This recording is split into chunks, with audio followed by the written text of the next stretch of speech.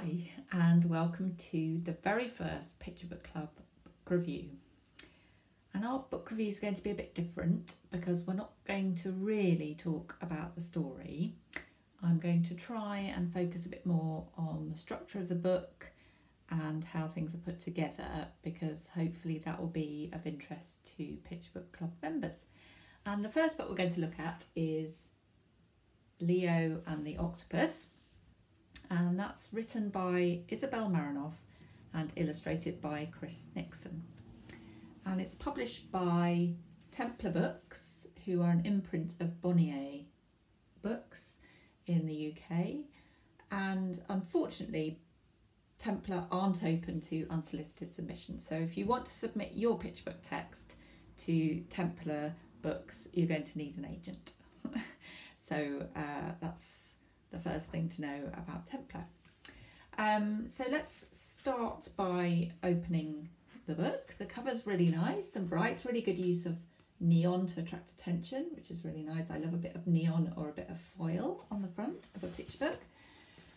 Inside there are some lovely octopusy end papers, because this is a story about an octopus and a boy, and they're both on the end papers, which is nice.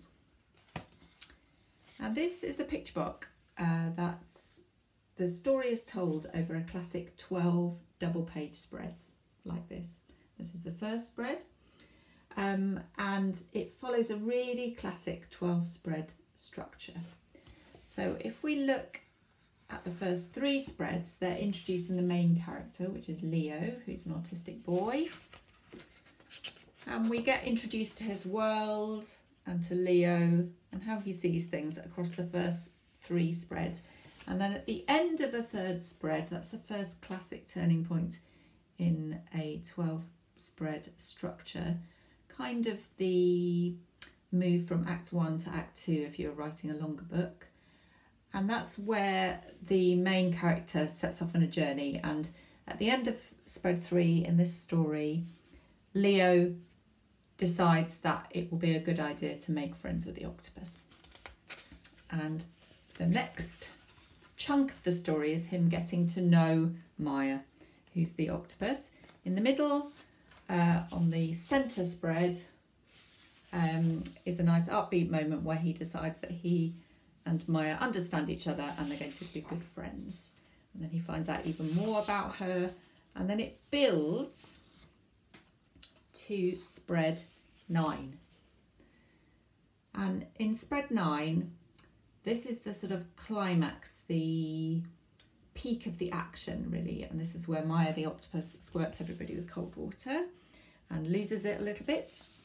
And then the final 3 spreads are Leo sorting out the problem for Maya and also finding himself a friend in the process.